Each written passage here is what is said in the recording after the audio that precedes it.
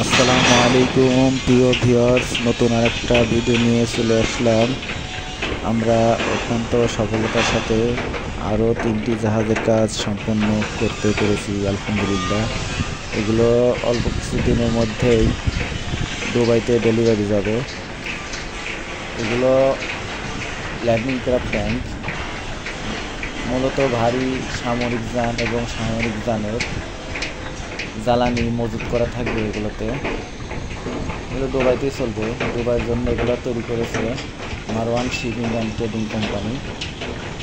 এর অধীনে আরও কিছু জাহাজের কাজ চলমান আছে।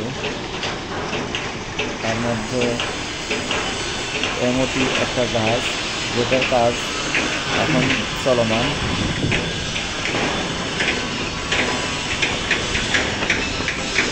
এটা একটা অয়েল মেকার, এটা অয়েল মেকারের মেইন গেট।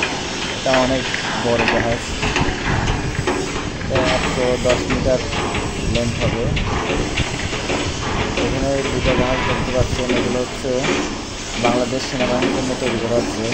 এগুলো হচ্ছে ল্যান্ডিং ক্রাফট। এগুলো ভারী সামরিক যান পরিবহনের জন্য ব্যবহার হবে।